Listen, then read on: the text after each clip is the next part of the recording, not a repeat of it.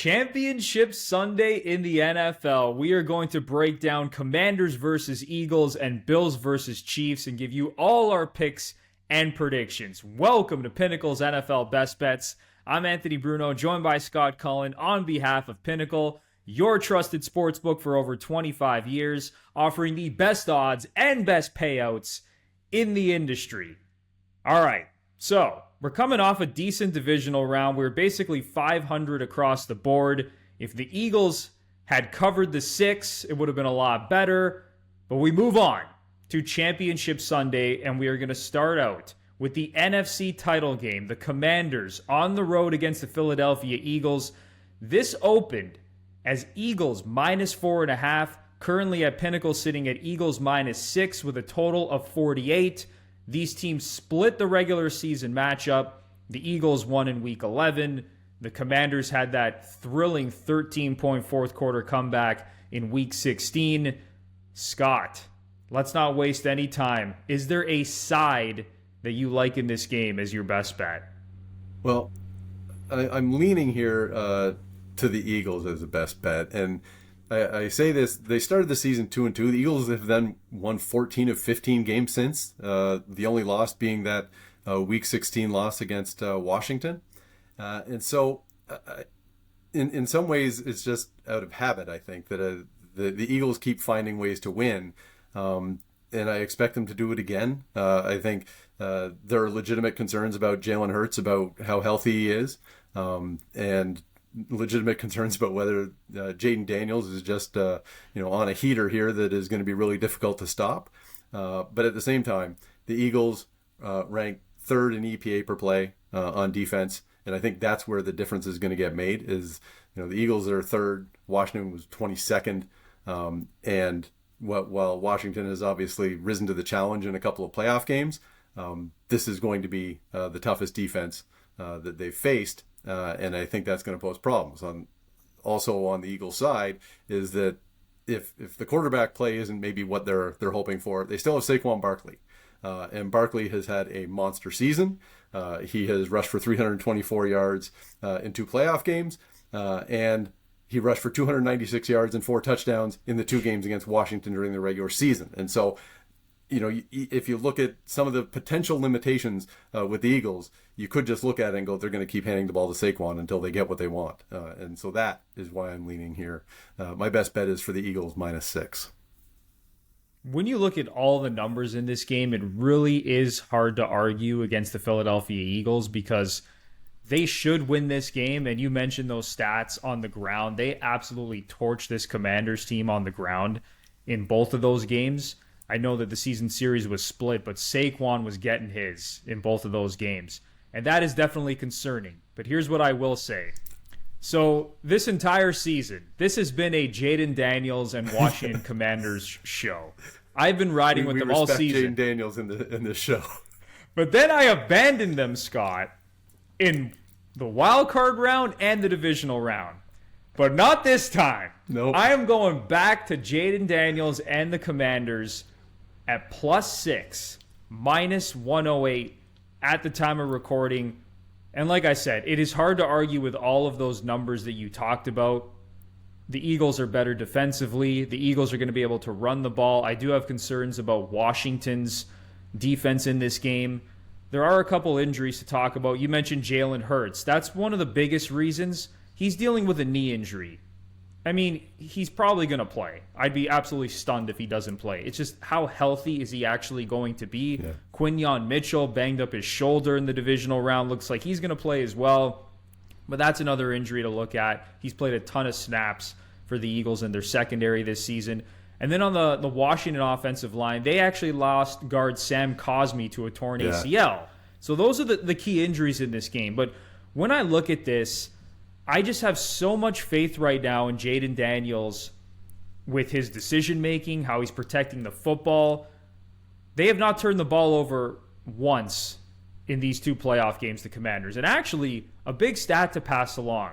Of the 4 teams remaining, none of them have actually turned the ball over in this year's playoffs. So that's been a theme. If you protect the football, chances are you're going to have a really good opportunity to win the game. I just love how aggressive the Commanders have been. We've seen this all season on fourth down. They went 20 for 23 on fourth down in the regular season, 6 for 9 on fourth down in the playoffs. I just think that this team is going to be battling down to the end. I do think that the Eagles probably win this game, but I think 6 is a little bit too much here. I think that the Commanders are going to cover the spread. I think they're going to be able to move the ball offensively. I know the Eagles have a better defense. We saw in the Week 16 matchup, they outgained the Eagles 368 to 338 in terms of total offense. The Commanders actually turned the ball over 5 times in that game and still won. And I know Jalen Hurts left in the first quarter with a concussion, and it was Kenny Pickett on the other side.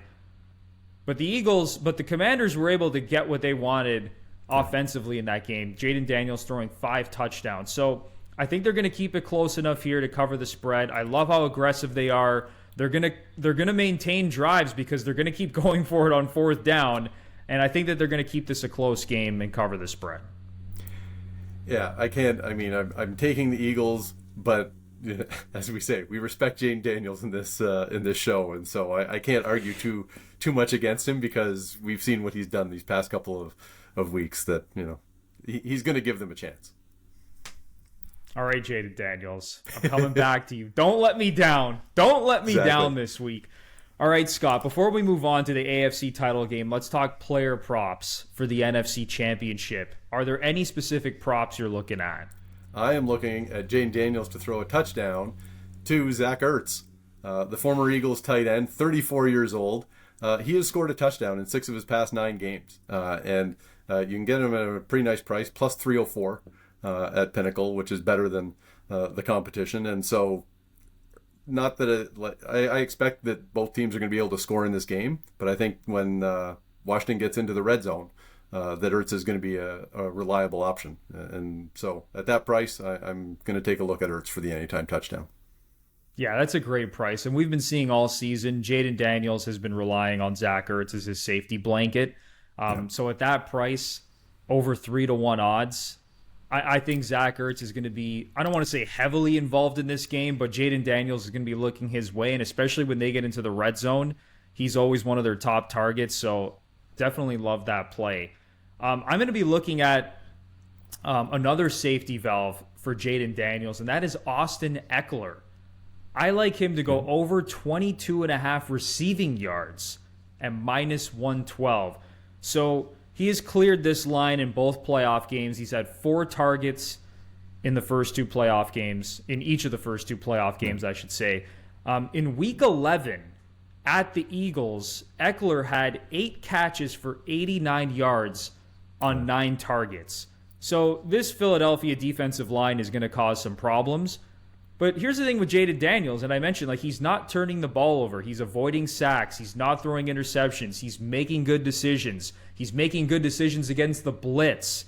But if the Eagles' defensive line is going to cause some problems, he's going to be looking at guys like Zach Ertz and Austin Eckler for some of these dump-off passes. And really, this bet could literally hit on one screen pass to Austin Eckler if he's able to break free. So I think Austin Eckler is going to get targeted in this game.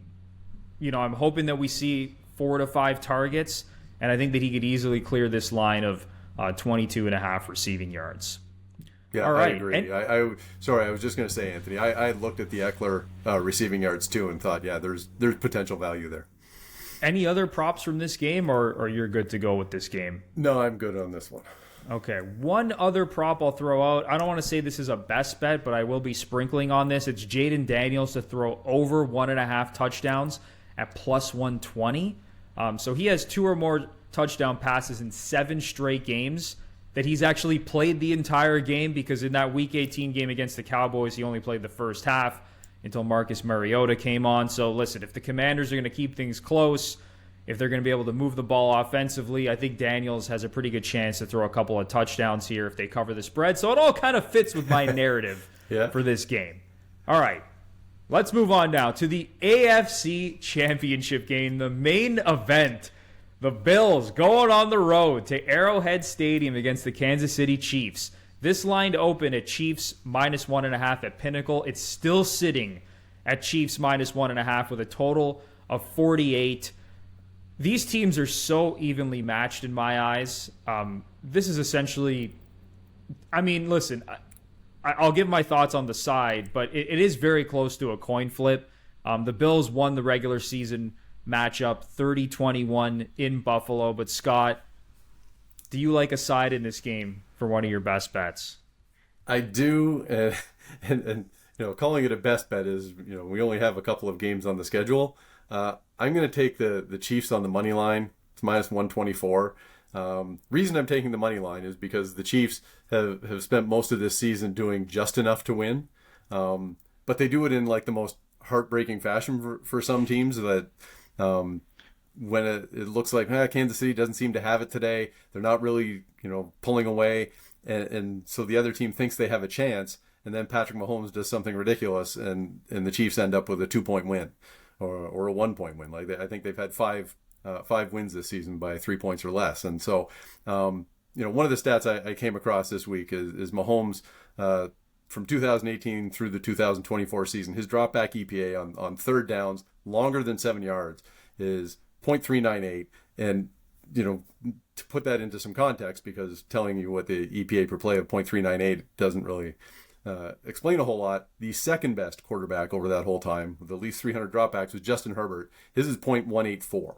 And so the vast chasm of Patrick Mahomes' performance on third and long compared to every other quarterback in the league, it's enormous, and I just don't know that how the Bills overcome that. If they happen to stop Patrick Mahomes on third and long in this game, then they'll probably have success. But so far, the track record is that people aren't stopping Patrick Mahomes in that situation. In some ways, it reminds me of prime Golden State Warriors. The Warriors go down by a dozen points, and it looks like, the Warriors don't seem to have it. Steph goes and rains 5 threes, and all of a sudden they're back in the lead. And I sort of feel like that with the Chiefs, is that they might fall behind, or they might not be really doing anything offensively. And then all of a sudden, when the game comes down to the crucial moments, Patrick Mahomes makes the plays, and they end up winning. And so, as ridiculous as it might sound to just go, I'm taking the chalk here, and going with the Chiefs to win again. It really is so hard to bet against Patrick Mahomes, Andy Reid, and this Chiefs team at Arrowhead Stadium. And I should mention the weather for both of these games doesn't look like anything crazy. Like, it's going to be cold, but it doesn't look like there's any snow in the forecast for either of these games.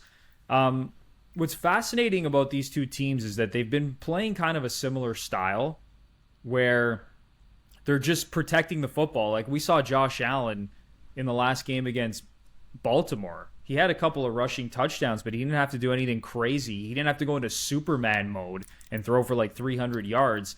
I feel like this game is going to come down to like which team blinks first, which team is going to turn the ball over. In their regular season matchup, there were some turnovers in that game. Like, Patrick Mahomes threw 2 interceptions. Josh Allen threw an interception. I think both teams... I'm not saying, that this is going to be like a low-scoring slugfest, but I think both teams are just going to do everything in their power to protect the football and then hopefully have the ball at the end of the game and try to have like a game-winning drive to ice the game. And I just feel like if you give Mahomes that opportunity, if this game is close down the stretch, let's say there's 5 minutes or less left in the fourth quarter and the Chiefs have the ball, I just have all the confidence in the world that he's going to get the job done, march down the field, chew out the clock.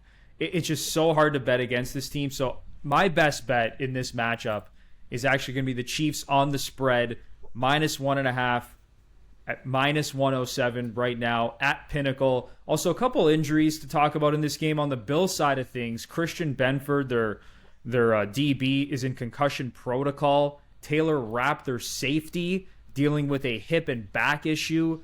It remains to be seen if he's going to play. And then even Matt Milano picked up a hamstring and bicep issue in the game against the Ravens. So the Bills are dealing with some injuries here. Not too many concerns on the Chiefs side of things.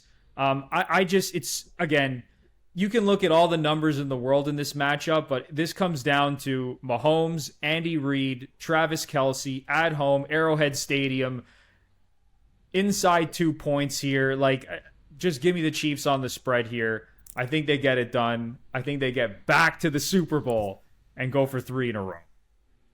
Yeah, it's really it seems kind of bland to say, okay, we're taking the team to make their third straight trip to the Super Bowl. But what are you supposed to do? I mean, they lost one game all year that they were trying to win. You know, that Broncos game in Week 18 was no effort at all. And so it's really tough to pick against them at home given those circumstances.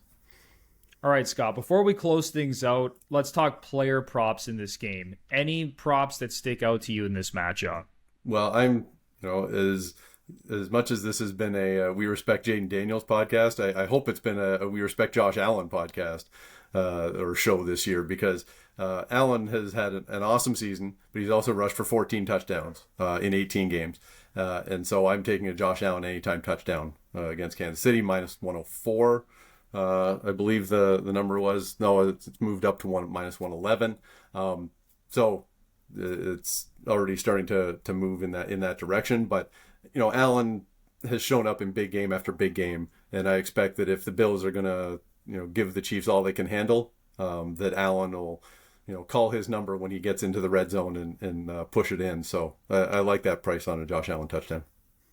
Tough to argue with that. I think the Bills are going to do everything in their power to put the ball in the hands of their best player, especially in high leverage situations when they're down inside the 5 near the goal line. Josh Allen has a rushing TD in 7 of his last 9 games and 4 of his last 5 playoff games. So definitely like that play. I think he finds the end zone in this game. I am looking at a player prop on the Chiefs side of things.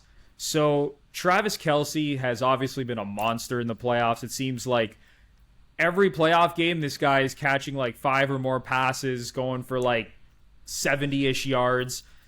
I would imagine that the Bills are going to do everything in their power to slow him down. And maybe it's not going to work because the Bills' pass defense has not been great.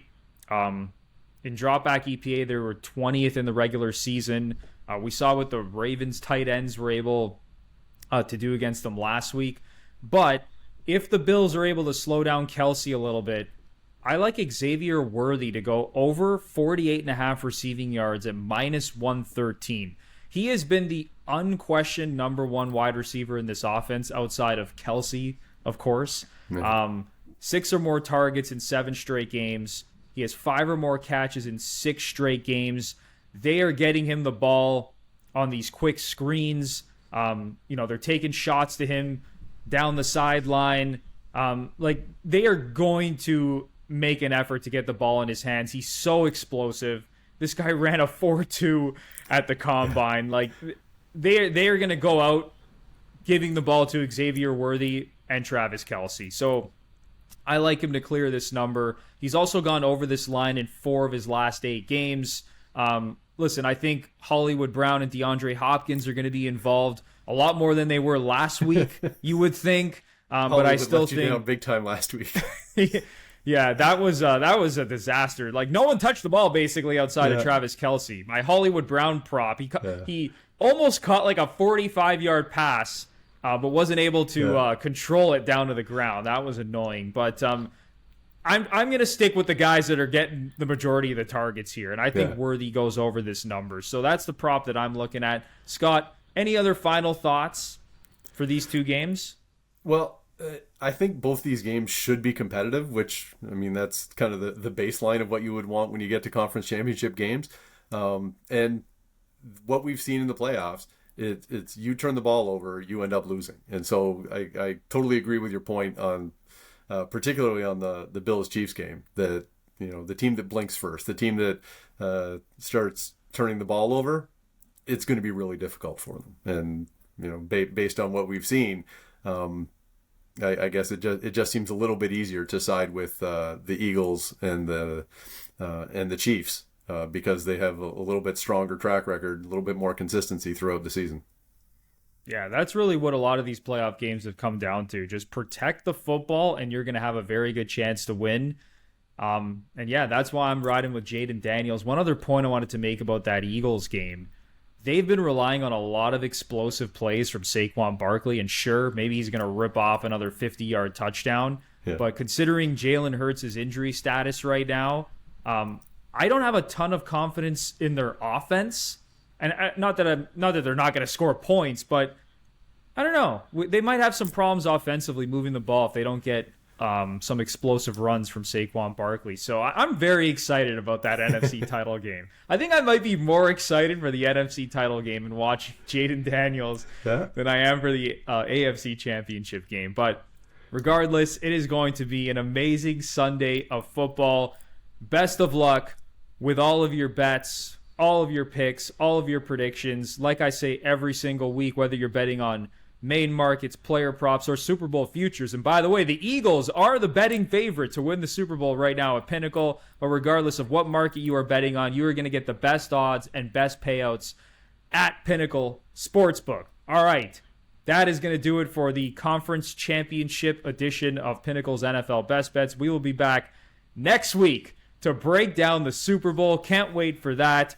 Best of luck with all your bets. And remember to bet smart and bet Pinnacle.